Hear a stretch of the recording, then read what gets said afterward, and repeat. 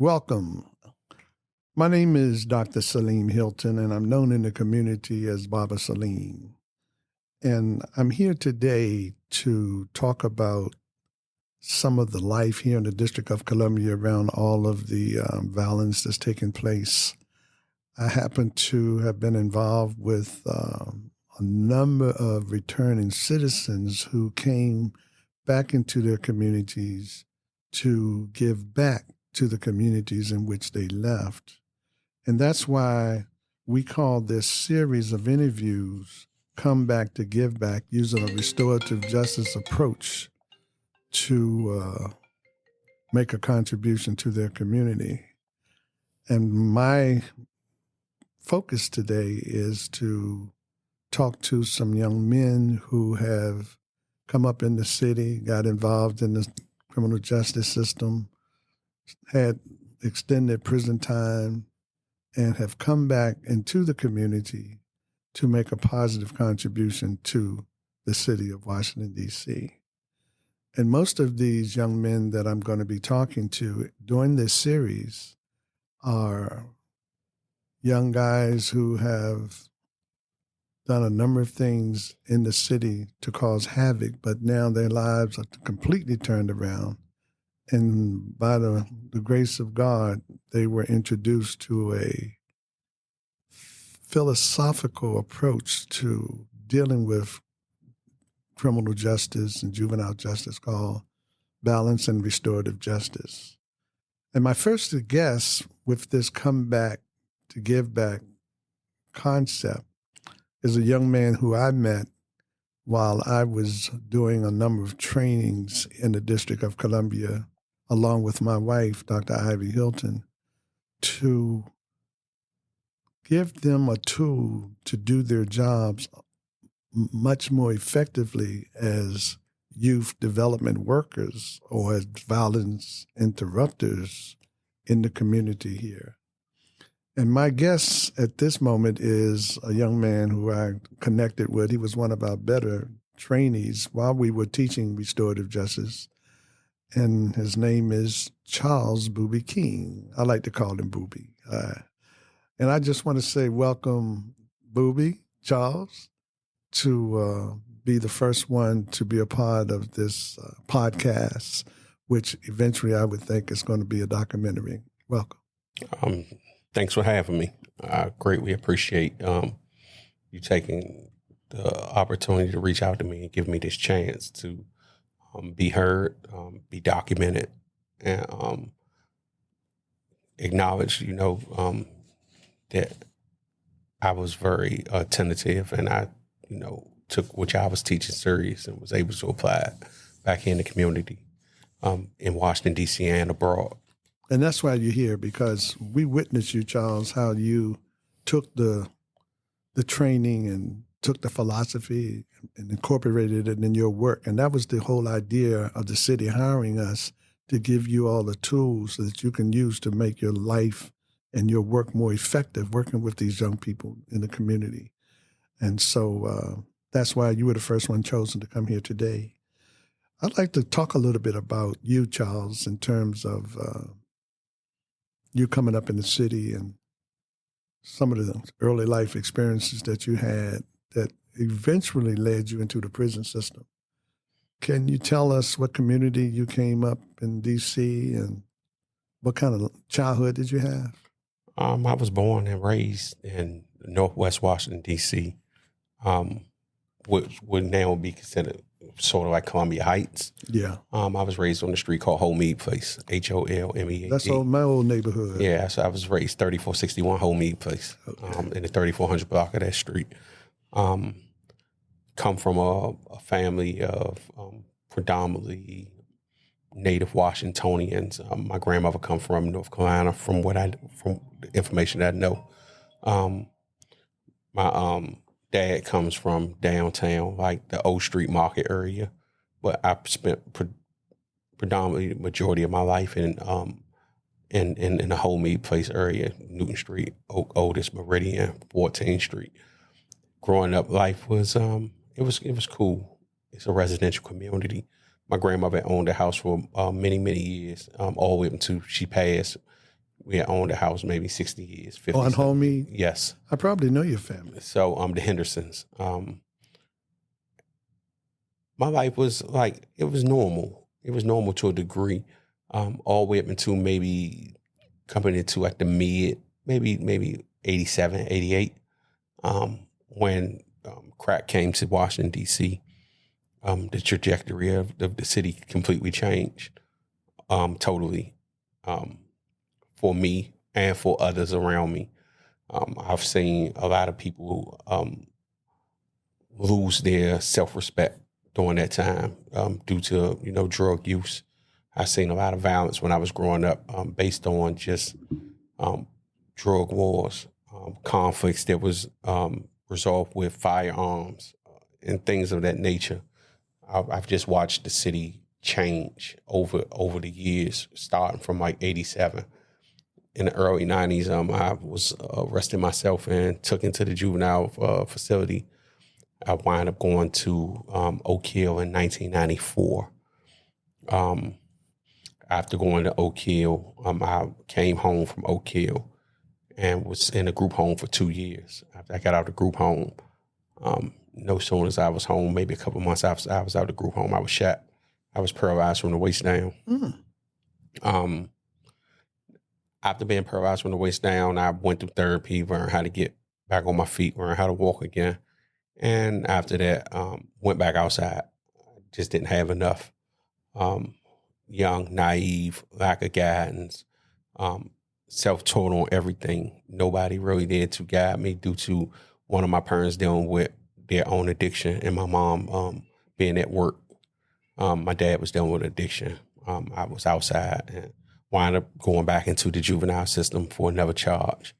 Returned back to the community, was out in the community pretty much from that point all the way up until I was arrested as an adult at about 22 years old, charged in a federal indictment, where I went to trial and lost trial and wound up being sentenced to a total of 211 months.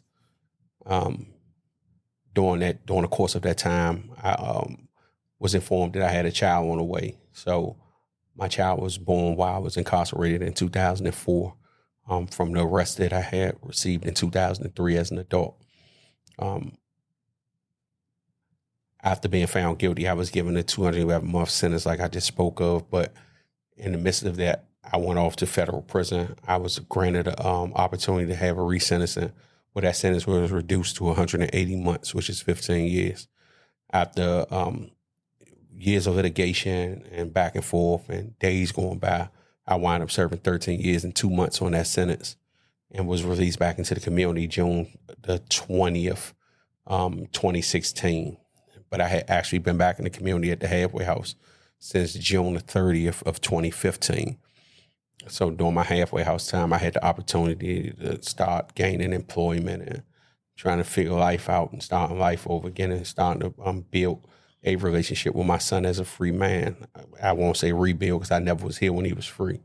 Let me ask you this, that's not to interrupt you, but excuse me, since you were talking about jobs and what have you, when you were in prison, did you get a GED or something? Or what? Yes. When I was in prison, in federal prison, it's mandatory that everyone goes to school if you don't have a high school diploma or a GED. So I asked to go to school. I actually, just to back it up a little bit, I actually went to high school. I wound up going to Crossland due to the nature of some of my offenses here in D.C. I was barred from certain areas, so I wound up using the address and going to school out in Maryland. Mm-hmm. As you know, at once upon a time in this area, once your family got some money, they moved to Maryland, right? So my mom moved to Maryland. My grandma always had her house, so I always was there. But I went to Crossland. And I went always to the 12th grade and I dropped out. So when fast forward back to where you was just at, I asked to be put in school and I wound up getting my GED in probably about 45 days. It wasn't a hard task to me. You're smart like that, I recall. Yeah, I retained very well. Yeah. And I actually had the opportunity to get my GED. Then I was allowed to enroll in college where I took some classes in Glenville State in West Virginia. Well, that's one of the things. I'm glad you gave us some indication about your how smart you are, because that's one of the reasons that I wanted to do these series of interviews, because of the fact that I acknowledge the brilliance of so many of the young men that was taken up out of the streets of D.C. and sent off into the federal prison system. I remember when Lawton closed, and I said, they got something up. Lawton closed, the crack came in, and all of the different things that were going on to suppress our people. And so many of you brilliant young brothers who could have been astronauts, doctors, lawyers, or what have you, you were taken from those opportunities in life, because, if you had more opportunities, no telling how you or me could turn out based on life itself. But we don't take nothing for granted. We know that you have gone through this for a reason, because I can just tell the kind of man you have become just based on what you have experienced. But the fact of the matter, I realized that the city had taken, or should I say the country, has taken so many of the most intelligent young Black men that came around during that time, and you all have come back into the community to make a difference. And I want to talk a little bit about that. You based on everything that you learned, was there anything particularly, before we go further forward, was there anything in prison that you want to highlight that made a difference in your life for your decision to come back and do the right thing, per se? I became a father. Okay. I think that's my biggest highlight in prison that made me want to come back and do something different. Not only that, I had the opportunity to educate myself, sit down, and just really get to know who I was as a person, and be culturally educated about who I am and where I come from, and the people that were here before me, not the surface of people.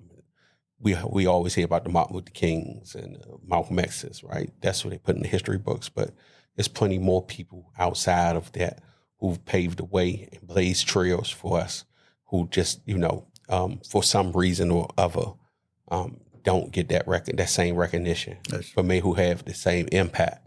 So just based on some of the books that I've read, the resilience of people, even reading about ancient people like Queen Nzinga, and I read The Journey of the Songhai people and things like that, which let me know that I come from a line of people that were once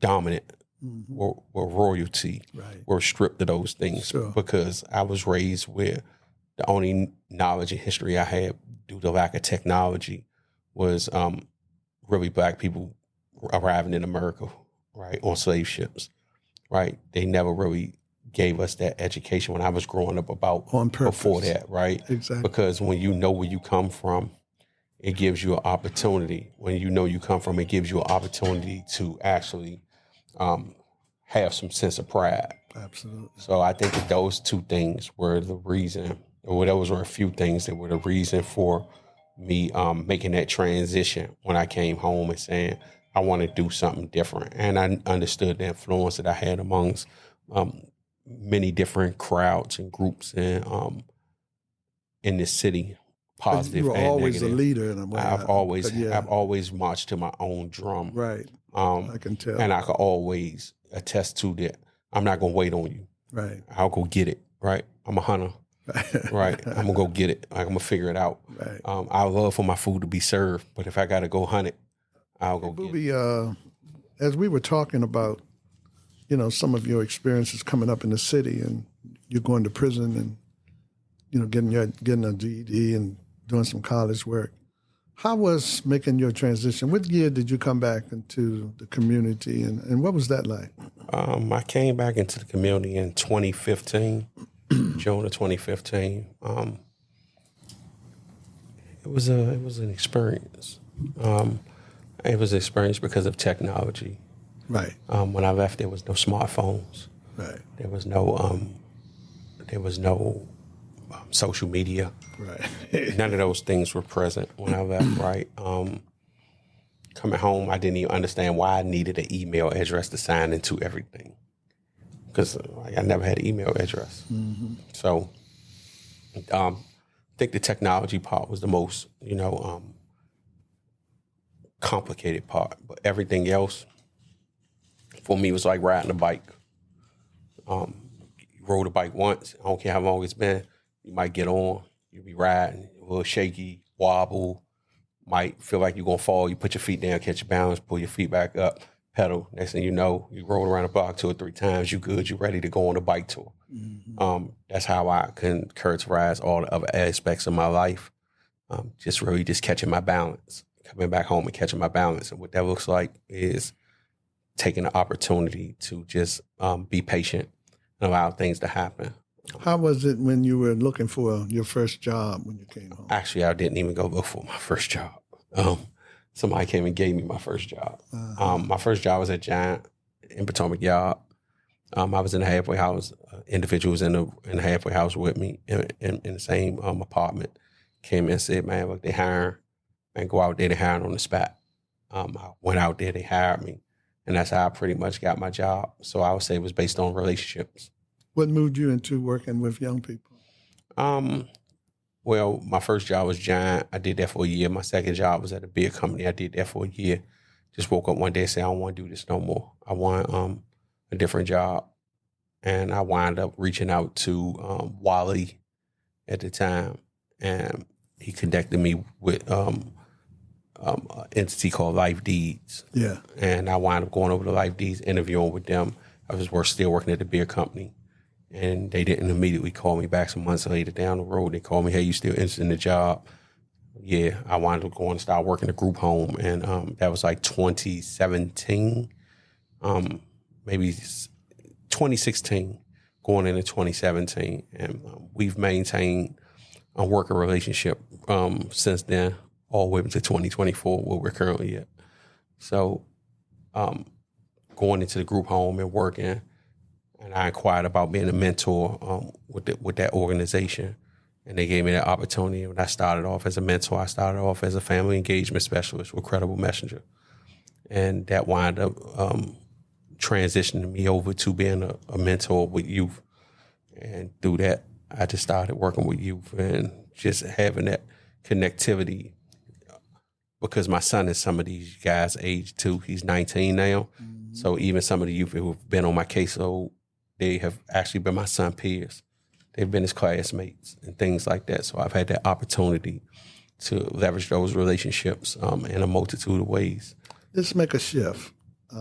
Since we had our break, we had 2 additional guests that have come in today, and I want them to introduce themselves and tell our audience a little bit about who they are and what their life has been like and growing up in the city. And I'll start with Fernando. And would you introduce yourself to our audience, Fernando? Yes, hello. I'm Fernando Smith, lifelong resident of Washington, D.C. I came home in 2006, and I didn't want to come back to the Washington, D.C. area because when I left Washington, D.C.,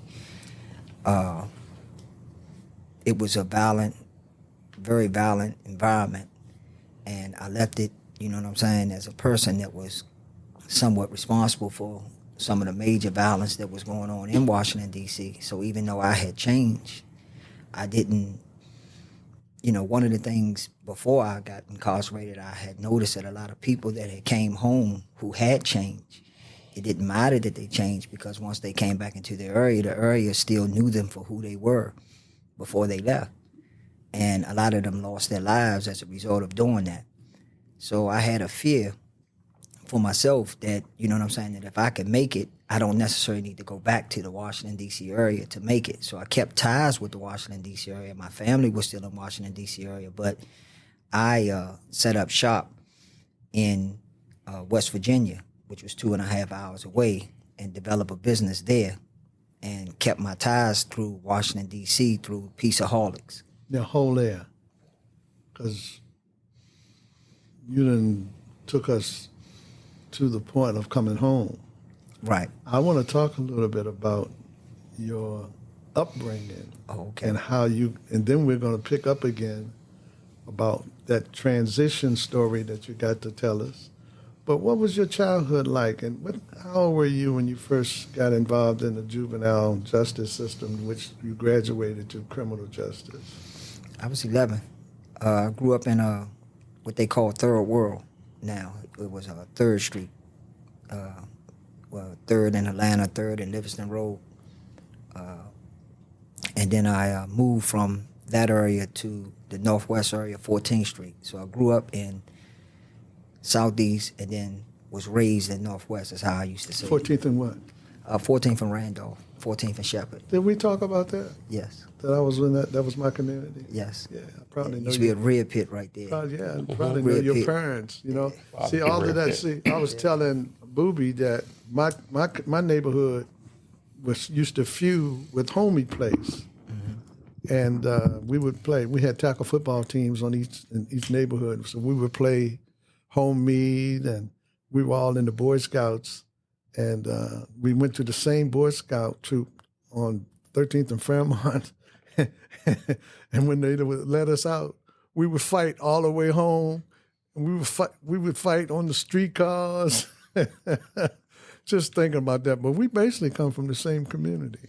Yeah, and that's the thing. Back, during that time, we, like now, you kind of like stuck in these little sublet communities, but back during that time, you was from everywhere. Yeah. Like, I had, my mother moved out Tacoma Park, and then I got put out of Tacoma Park, the school in Tacoma Park, and then had to go to Remote. Then got put out of Remote, then had to go to Garnett-Patterson. So I was with the 7T, Dodo and Coco and all of them during that time.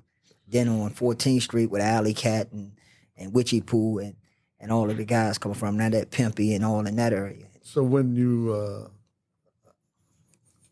went to Oak Hill, I would imagine. Yes. Right. How old were you when you went to Oak Hill? I was I went to Cedar North first. Cedar North. Okay. Yeah, I started off at Cedar North. That's the route. So I have a brother who's passed now. He took that route. There was a place further back than that called the National Training School, which is up there off of South Dakota Avenue. And then after that, then they had the Cedar Knoll, and then they opened Oak Hill. Mike might know some history about that, but that's the trek that the young boys primarily went when they were taking them off the street and getting them ready for the prison system. This has been going on for a while, Yeah, and you actually kind of like knew that because in Cedar North, everybody was, speaking about Oak Hill. Like Oak Hill was just the next step up. Right. And then it was the receiving home before that. I didn't make it to the receiving home. I went straight to Cedar North. I actually got sentenced and to a 2-year commitment at Cedar North. So how old were you when you committed the serious crime did you go to Lawton? Yeah, I went to Lawton. All right. Tell me a little bit about Lawton. Well, when I went to Lawton, I had kept catching gun charges back to back. In Lawton? No. Oh, they sent you to Lawton. Right. Okay. Right. I had caught at 15, I had caught a murder charge. And when I caught the murder charge at 15, I was 2 months away from my 16th birthday. And had I been 16, they would have charged me as an adult. So, but because I was 2 months from my 16th birthday, all that they could give me was a 2-year with a restriction. So what you get the youth at? No, they didn't call it the youth act. It's just a 2 years with a restriction, which means what they could do is that they could give you the 2 years, and then after every 2 years, you would go back, and then the judge would say, whether or not you can go home or not go home, or you go back and, they can give you more time. But I never stayed that. Once I got that, that's when I went to Oak Hill. I kept escaping from Oak Hill. I escaped from Oak Hill 3 to 4 times from Oak Hill, and because I was giving them so much bad publicity, when my 2 years was up, they gave me an extended home visit. I didn't make it back to the court. They didn't want me to give them no more bad publicity because at that time they was trying to close Oak Hill down. Well, let me just say this, y'all, just to let the audience know, this is an interview that I'm having with probably some of the most brilliant young men that have come up in D.C. and ended up in the prison system. And what I'm doing is attempting to highlight their brilliance, because when I was working with them as a trainer of restorative justice, they stood out. Their intellect stood out. Their articulation stood out.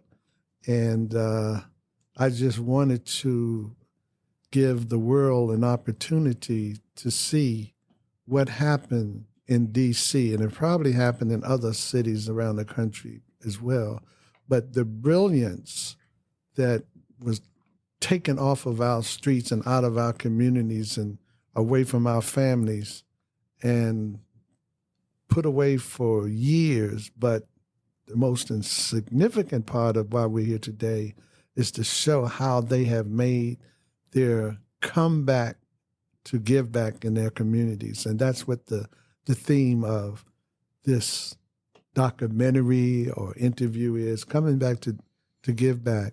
And they're using restorative practices in order to make that contribution to their communities. But since we have a pause there, I want to shift to Mike. I met Mike with Fernando, and Mike just blew me out.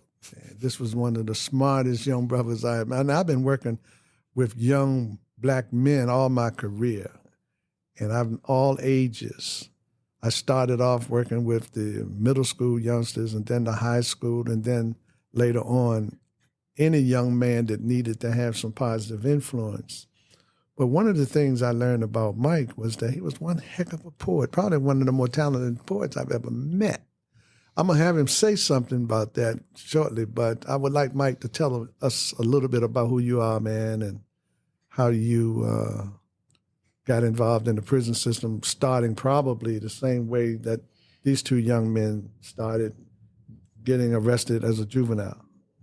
Yeah, my name is Michael Woody. You know, what's funny, right? Just to peel back some history. You know, I was born Greatest Southeast Community. It was called Greatest Southeast Community then. And so actually less than a 5-minute walk from here, my mother's mother and father had a house on Mapleview Street, right? And so, you know, the first 5 years of my life living there, and just as so many other stories you may have heard, man, there was a lot of instability early on growing up in the late 70s, early 80s. And so we moved around a lot. And so I bounced around, man, from Southeast to Northeast, lived out in Maryland, went to 2 different schools, 2 different elementary schools, 2 different middle schools, and high schools. My trajectory was slightly different as it relates to coming through Oak Hill and Seton Hall and all that, but nevertheless, I was able to I was getting like a slap on the wrist. I was making it by with some serious charges, like gun charges and stuff like that, but nothing to where I had to really lay down, right, and do some time. So, you know, yeah, having these bumps in the road early on as a juvenile, catching charges and things like that only just led to what would eventually be me catching a very serious charge that would send me away for 25 years. Well, how old were you then? I was 20 years old. What was that like for you and your family when you received that sentence to be sent away, knowing that you wouldn't be with them for a number of years? What was that like? Just talk a little bit about that. I would say it like this, right? At the time, I guess it was, you know, you can call it being naive as a youth and not being able to really weigh the gravity of the situation that I had gotten myself in. And so at one point, it's kind of like it's a process, and it don't really begin to crystallize before your mind's eye as to what's taking place, right? Which was, I'm buried alive in a concrete tomb, right? With a death sentence. That sounds like a poetic statement there, buddy. Did you you got a poem about that? It sounds like a title of a poem. Yeah, so you know, but that was the actuality. Like here it is. I was sentenced what they call a de facto life sentence. That's a death sentence, right? It's just without using the terminology.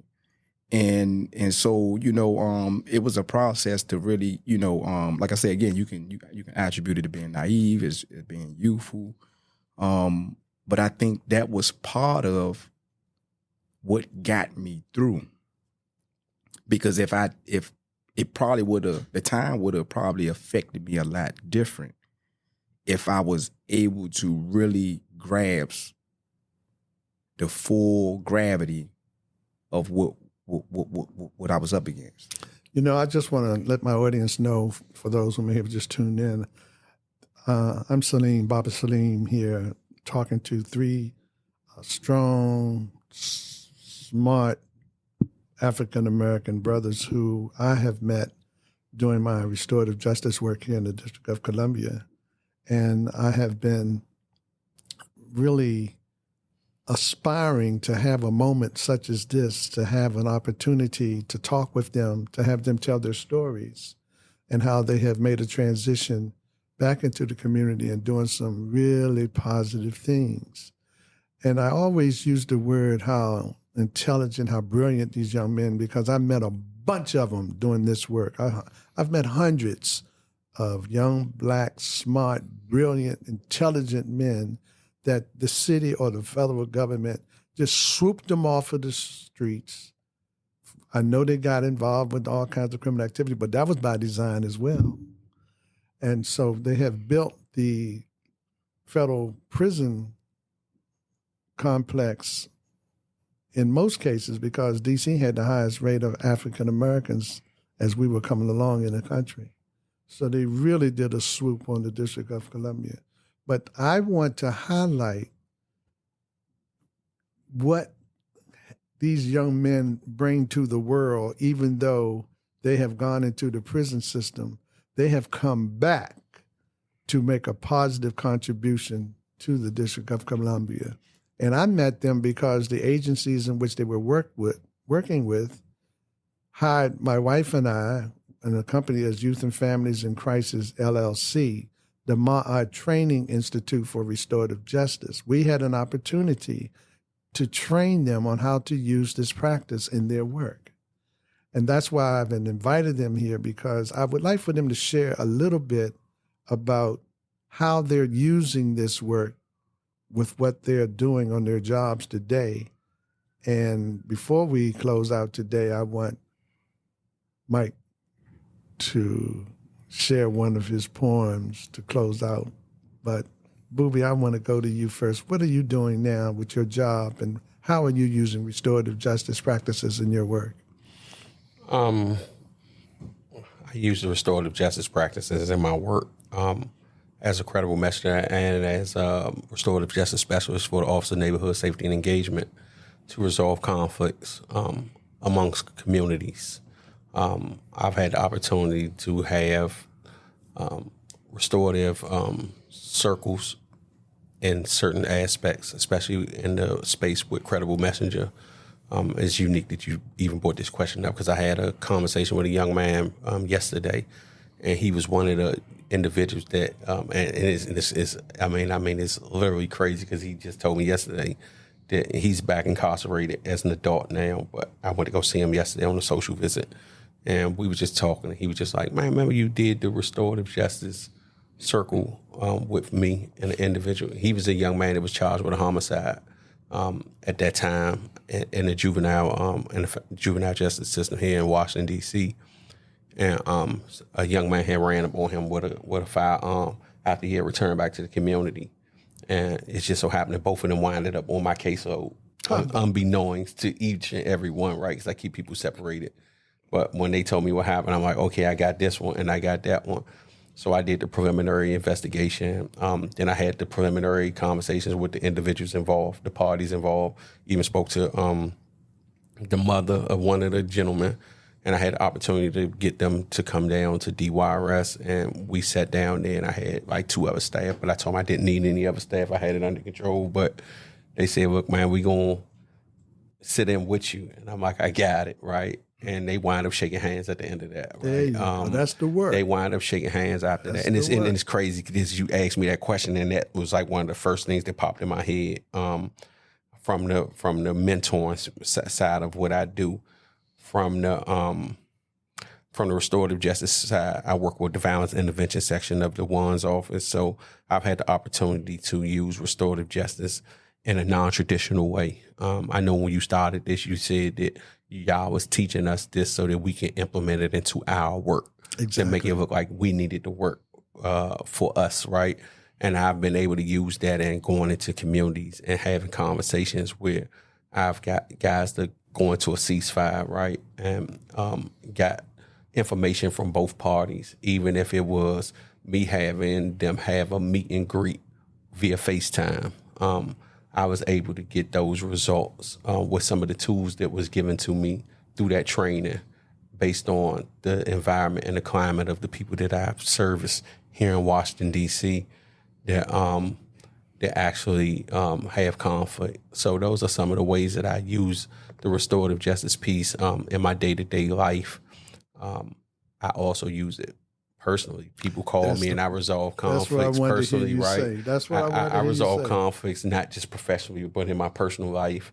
I find myself, I feel like I do that more than anything at this point because I guess I become the voice of reasoning. And I think that may come from the training, just having that ear to be a non-biased individual, be neutral, and be able to give a person my honest opinion, no matter what that relationship is with that person, so that we can move forward. I've really had the opportunity to implement it in a host of ways, as well as implementing some trainings on restorative justice, talking about what it is. Yeah, because you were certified to do that. Yes, Absolutely. So I've been doing it with the Peace Academy. Absolutely. I've been able to go to the Peace Academy and have the opportunity to teach the basis of what restorative justice looks like, especially in that line of work, right? Dealing with violence intervention workers, we would love to have that space where we can sit down and have circles, but we understand that we come from an environment where that's always not possible. One of the key things you said, Boobie, was that you put it into your work. You know, you all may recall me having a saying that after you do this work for a while, you become a restorative thinking person. Mm-hmm.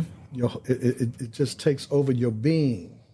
You think restoratively, you deal with situations differently, you communicate with people differently. And that's what this work does. It gives you a sense of purpose beyond measure because it changes your life and your perspective on life totally. And I want to hear a little bit about your experience using this. See, and you all were identified because you stood out in the training. Mm-hmm. Your intellectual expressions impressed me so. You all are the reason why we're here today because, again, I wanted the world to hear two things. The brilliance of the men that come up in this city and went to prison and how this work is being effective with changing the lives of many of the young people that doesn't go on Channel 9 News or Channel 5 News, but some of the work that you all are doing is making a difference. So tell us a little bit about what you're doing now, Fernando, with your restorative work. Okay, first, I would just like to say, man, I don't know if I've said this to you before, but I really appreciate it being brought to me and me learning this and the way that it was taught to me because I'm the type of person that I wear many hats. And in wearing these many hats, I can honestly say that the restorative justice approach have been able to be used not just as a format or just a particular tool, but I've been able to utilize it throughout the entirety of my life in dealing with my family, mm-hmm. in dealing with my friends, mm-hmm. and in dealing with every facet of whatever hat that I may wear or put on. That it's just a way of life. And how it started out using it, I was working for the Office of Gun Violence Prevention. I no longer have that role, but me and Mike, we develop a company that we do consulting work. And in that consulting work, we utilize restorative justice circles whenever we do programs or when we ever put out, whenever we help other entities, we adopt in a restorative justice approach into whatever that they may have already going on right to help it, to let them know that, when you bring the community together, whatever parts of the community together, that circle becomes a power that can resonate throughout the entire community when you bring all of these people to understand that they have a voice that they can utilize. And from that voice, the empathetic of that voice is felt throughout everyone in that circle. And we can apply that into what our behavior is out. So it's not more of a punishment. And that's the whole point. It's more of trying to heal. That's what the point. And this is an alternative to punitive sentencing, as it may be said. And that was what got me so involved in it, because I have watched so many of my peers, even my brother, that would go to prison for things that could have been resolved in the community. Mm-hmm. And that's what restorative justice does. It gives us an opportunity to engage in the community with families and those who perpetrate the crime, so that we can bring restoration back, as opposed to going off and separating the families from their family members. Yeah, which hurts both families. Absolutely, but that's the part of the plan, though. Mm-hmm. See, and that's what we have to do, young men, brothers. We're going to have to take charge of our lives so that we can restore our communities as a whole.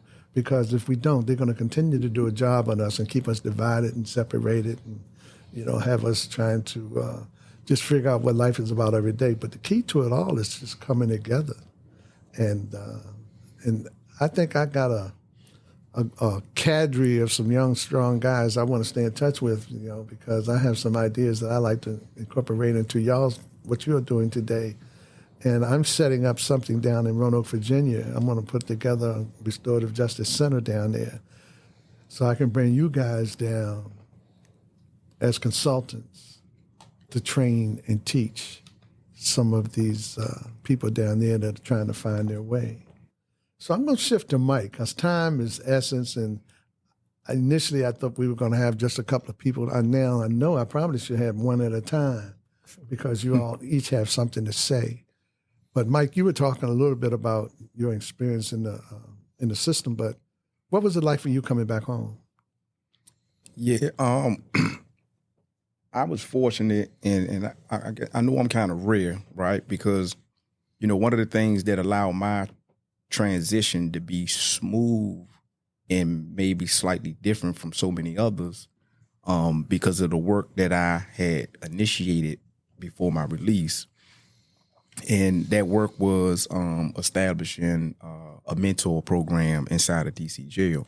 So dealing with the youth within the 18 to 25 age demographic, creating that space, young men emerging, we never knew in the beginning when we took on the responsibility to pour into the young guys, understanding, being orientated in time and space, and we understood that we had, some wisdom. We had something that we can give them, that can in hopes shift their paradigm and possibly change their trajectory, so they don't walk down the road that we went down, and that's being buried alive for nearly 3 decades in the concrete tomb. So doing that work and creating that space, it picked up a lot of support and attention. And from that, just being able to meet so many different people, man, across a diverse group of people across the spectrum, from professors at Georgetown to just so many others who wanted to contribute in whichever way that they could. And as a result, that kind of gave me the social capital and the relationships that extended opportunity. And go ahead. Yeah, and so what that looks like, the reason why my transition was different, because I had 4 job offers of 4 different people trying to hire me before I was released. So of course, naturally, I walked straight into employment. Mm-hmm. So that barrier, which we know it's not the case for a lot, and is one of the stumbling blocks that keeps that door of recidivism in rotation, is employment. Right? Where are you working now? Well, now I'm working self-employed. Oh, right? I love that. And, which was ultimately my goal. I like that. And my aim. And also in partnership with Fernando, with the company that we have. And so I'm doing a multitude of things. And like right now, you look at my clothing brand, Made, making a difference every day. That's what that stands for. And so just doing my part and giving back. I wear a 2X. Okay. Yeah. I put it out there. All right. Say less. Yeah, that's enough. That's enough. That's enough, right? The soft press. Yeah. I ain't taking, he gave it to me. Yeah. So with your involvement with Fernando, I guess you've picked up some restorative language and some practice just in terms of what it's all about. Yeah, so that restorative piece is not a foreign language to me, right? And being up close to it and around it and having a chance to implement certain aspects of what that looks like, especially dealing with those circles that become these therapeutic settings that allow individuals to hear their voice, have their voice heard. And it's so important to be heard and have a space where you can confide in others. Right. And then also, what I've learned sitting in a number of those kind of circles, and that it empowers an individual, right? Like I say again, that your opinion matters, and to hear your voice accepted and heard by others kind of validate the individual. You breaking it down, right? man. Yeah. So, so yeah, that's, and then another thing I try to do as a common practice is, when I'm in communication with younger individuals and I'm building a bond with them, one of the things I try to, help them accept the idea that there is always a possibility to deal with situations in a diplomatic way. So the idea first have to be introduced, because we train to go from 0 to 60 and just impulsively react. But it's about understanding that there is another way and approach on how to go about resolving issues. I tell you, man, in a healthy way. This segment of what we're doing today is pretty much meeting my objective to show you the world the intellectual capacity of you young men who come up in D.C., come up in a crime-driven environment, end up in the prison system, and look at you now.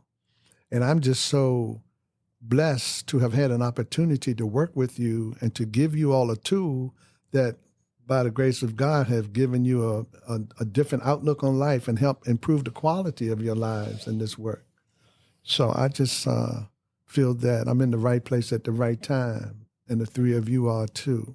So time is winding down now. So what I'd like to do is have each of you give some closing remarks about what's on your mind as far as this is concerned, as far as restorative justice in your life, or anything to close out with that will show your perspective on life as a restorative thinking person. And each of you will do that for me. And then I would like for Mike to close out with one of his poems. So, Boobie, you've been the lead person, so give us some closing remarks. I think that my closing remarks would be that for anybody who's listening to this, that restorative justice is a beautiful thing. You're practicing it, but you just don't know that you're practicing it. Restorative justice in a nutshell is forgiveness. I've had the opportunity to be in positions where I forgave people who've done things to me, who actually tried to take my life, who paralyzed me. So I know that if I can do it, I know it can be done. I know somebody who probably hear this who say, I ain't never, or we ain't gonna never be on good terms, or I ain't never forgiven that person, right? But if I can forgive a person who tried to kill me, I know a person can forgive a person for anything. Where I'm at in my life, I'm at a beautiful place. I'm grateful for this. If you ever have the opportunity to take any form of training or get any information on restorative justice, for those that's listening, I would say take advantage of it. Listen, obtain that knowledge, get a sense of understanding about what we're talking about right here on this podcast today. And I think that we've all experienced restorative justice, especially in a prison setting, because we've been stuck in environments with people that we couldn't get away from. We had to live there, right? It was like we stuck.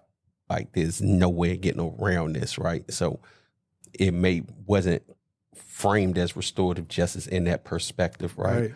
But it was, because if you had a homie that went and talked to somebody else that you had a problem with, and they came back and talked to you, and y'all figured it out, and then you and the dude talk, that's restorative justice, right? And everything was restored back to its normal state, whether we compensated somebody for their loss, or someone compensated us for our loss in that environment.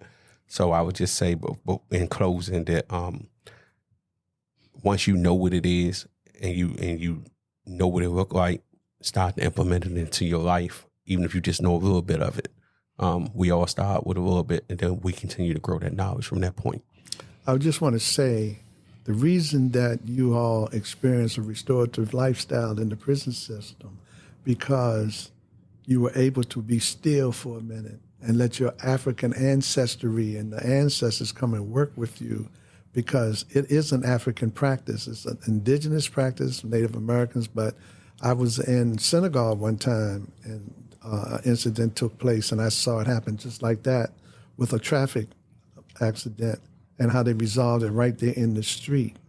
So this is something that would help you identify who you really are, because it is an African practice, and that's why you all were able to do so much within each other, because you were able to sit still for a minute and not run around and do a lot of crazy things. One of the things that I want to say about that is that you mentioned forgiveness. I'm a metaphysician, and I know how powerful the art of forgiveness is, because once you're able to forgive someone, you remove the lock that's keeping you from growing and developing as a spiritual being. If you continue to hold on to something and not forgive, that will prevent you from elevating your consciousness to be a person that's connected to the universe, that will allow you to just be who you were put on this planet to be. So I'm so happy that you mentioned that forgiveness piece, because once we learn how to forgive, then we'll reach our true destiny as a people. So Fernando, your closing remarks, my brother. I just like to really just, focus on the whole restorative approach in just a lifestyle, and that it was something that was already entwined in me and that was already developing me, but I didn't know, because I didn't understand the power of forgiveness. So once I was introduced back to it, it was almost like the marriage all back over again. And I had to deal with that face front when he brought up prison and being able to, having to forgive someone that tried to kill him. I had a similar experience in prison that was just, just like that. The guy that actually killed my number one man, he ended up becoming my cellie. Wow. And he was Muslim. Right. And one of the tenements of being a Muslim is that you can't kill another Muslim. Right. So I was stuck in the cell with this guy, and I had to deal with that. And it was the restorative approach and the forgiveness and learning that life and all of the decisions that led up to that. And I like to end with the fact that no matter where you come from, what you've gone through, what you've been through, that if you get approached with something of this magnitude, where you have the opportunity to expand your mind, where you can learn how to forgive someone of whatever nature that it is, that's something that God has given you a chance for. And if you choose not to take that chance, then know that the alternative to that chance is nothing but evil. You're going down a pathway of evil, and whatever comes your direction or come your way, you're going to have to accept that. You see this brilliance here, I tell you, this is what I'm talking about. So I appreciate your expressing those thoughts, man, because you're talking my talk. That's my language. yeah, so Is that it? yeah, that's it. I just know that no matter where you come from, man, this approach is open to anybody and everybody, so that you can start all over again and begin to come from a fresh root, a fresh flower. You don't have to be stuck in no one way. Wow. I appreciate that. I just want to say this is, again, a series that I call Come Back to Give Back, using restorative justice practices to make a difference in the community in which you come from. And I have Charles King, and I have Mike Woody, and I have Fernando King here, not Fernando King, Fernando Smith here to talk about some of their life experiences coming from the streets of D.C. and going into the community after prison. And so I'm going to shift over to Mike, and I want Mike to tell your final words and also ease right into one of them poetic things that you do, man. All right. I'll say this, right? So kind of like piggybacking off of what they said in regards to figuring out a way to get past an obstacle that was in the way, right? And being able to develop that ability to forgive in order to move forward. I remember reading this book called Obstacles in the Way, right? And it was saying like basically pointing out that the obstacle in the past becomes the way. And, so what that means is sometimes we have to learn that there is probability or possibility to get around something. And if we limit it in that perception of things, then we only have one way of responding. And most times that's taught, and be impulsive, short-sighted, don't think things through, don't factor these into the equation, and it's, aggressive or and violent, and it has repercussions.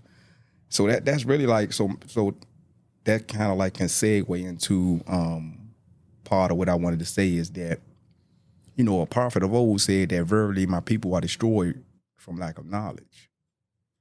And when we look at what we up against and what we faced as a society, as a community, we got to develop a 360-degree panoramic view of what's going on around us. Otherwise, we're in the dark. And it's so much, the issues we face with are multi-layered. In some cases, it's social, some cases it's psychological, some cases it's political, some cases it's economic.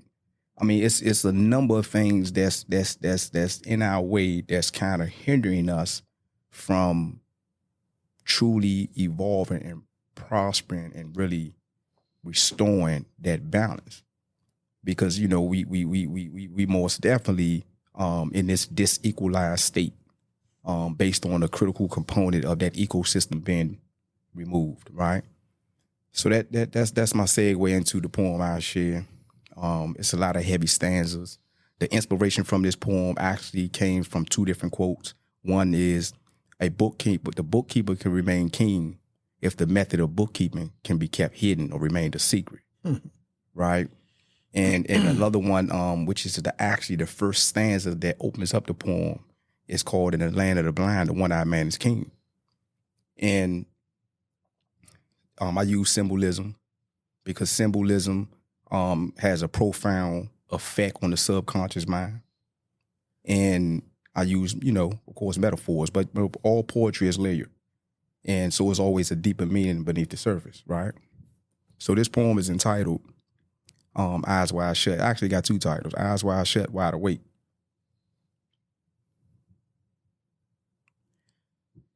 In the land of the blind, the one-eyed man is king. In the land of the blind, the one-eyed man is king. Knowledge opens our third eye. We magical beings, not just kings and queens. Anytime you take thought from mind, invisible things materialize before your eyes from the world of the unseen. We destined to do great things. Eyes wide shut, I say wake up. There's no time to sleep, no time for cries and weeps. They plot to keep our eyes asleep. Eyes wide shut, I say wake up. There's no time to sleep, no time for cries and weeps. They plot to keep our eyes asleep. Let my pen speak, awaken the dead, give sight to the blind, turn water to wine, uplift our kind. We magical beings in the land of the blind, the one-eyed man is king. Knowledge is a key. That means we can fly once we become conscious that there is a sky. A sky with no limit means a mind with no ending. Swimming among the stars. Avatars. We descendants of gods, kings and queens. We like angels with wings. We magical beings. Wars and art. We must be mentally sharp to the point we see in the dark. Wars and art, we must be mentally sharp to the point we see in the dark. If knowledge is the power, we must become lords of war. Words have the power to create and destroy. The pen is truly mightier than the sword. Let my pen scream and holler. The ink of a scholar is holier than the blood of a martyr. Thank you. Wow.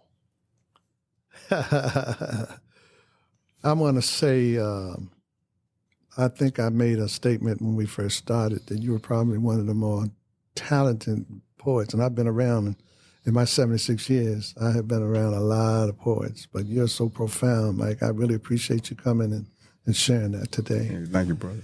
As we close out this podcast, I call this Come Back to Give Back, using restorative justice practices to make a positive difference in the community in which you come from. And today I have been talking to Charles Boobie King, one of the young men that I happened to meet in my training experience. I have Mike Woody, who, as you just heard, one of the more profound poets you ever want to hear. And I also have Fernando Smith. And I took these guys in like, they probably feel it, but I never said it, like they like my sons.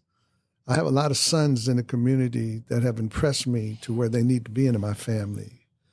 I don't call every young man I come in contact my son, but when you meet the others that I have brought into my parenthood, you'll see that you all got the same spiritual makeup, the same sense of purpose, and you live to make a difference in somebody else's life every day. That qualifies you to be in my parenthood, my son. So will you accept at this setting? I accept. You accept. I accept. I accept. All right. So that broadens my family. I again want to thank you guys for coming out to be a part of this podcast. This is the first of a series of podcasts that we're going to have around this same topic. And some of the other guys that you all work with and see around or whatever, I've been talking to them over the past couple of years about sitting down like we're doing now and having this conversation. You don't know how everything's going to work. Initially, I thought I was going to bring one person in. Then I started talking to Fernando, and I knew Mike would be with Fernando. So that's the way that God wanted it to be. So I want to thank you all again for this opportunity. I want to thank Kill here at Horton's Kids, this wonderful podcast studio, for allowing us to be here just today. And I'm sure that we're going to be back together. In fact, I want to probably get you all back individually so that you can really tell your story. But you gave us a tidbit, and I'm so grateful.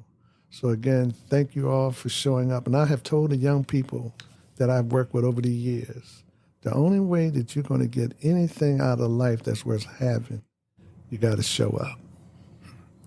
So thank you. Peace, love, and joy. Thank you. Thank you.